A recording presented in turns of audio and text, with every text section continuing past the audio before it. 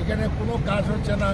এই যে কালীবাড়ির সামনে এটা বৃষ্টি পড়লে হাঁটু জল হয়ে যায়, এই জলটা নিষ্কাশন হবে এখান থেকে নীলাবাজার হয়ে বাংলাদেশ মনু নদী।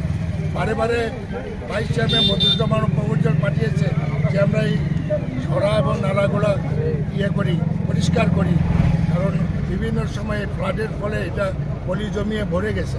তাহলে এই শহরে জলটা নিষ্কাশন হতো, কিন্তু এটা কর্ণপাত করে না। এই দা বাংলা থেকে রাঙাউটি পর্যন্ত রাস্তা কি চলার উপযুক্ত? কোটি কোটি টাকা খরচ করেছে, এটা কামধেনুতে পরিণত করেছে। তো খারাপ হবে, লক্ষ লক্ষ টাকা খরচ করবে, এটাই হলো কামধেনু বিজেপি। এইসব জ্বলন্ত সমস্যা, এবং রেল এখনো আসলো না, ডিপিআর হয়ে গেল, সেখানে সার্ভে কাজ কমপ্লিট। আমরা গুয়াহাটিতে কয়েকশো লোক গিয়ে মালিগাঁওতে ধর্নায় বসেছিলাম, ডেপুটেশন দিয়েছিলাম, সেখানে বলেছে যে আমরা ডিপিআর তৈরি করেছি, কিন্তু এখন পর্যন্ত সেটা কোনো অগ্রগতি আমরা দেখি না।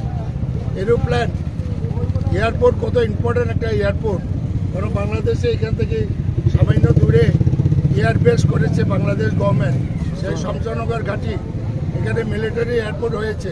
আর আমাদের এই এয়ারপোর্টও কত ইম্পর্টেন্ট, কোনো কারণে যদি বাইরের দেশের সঙ্গে যুদ্ধ হয় তাহলে আমরা কি উপায় থাকবে।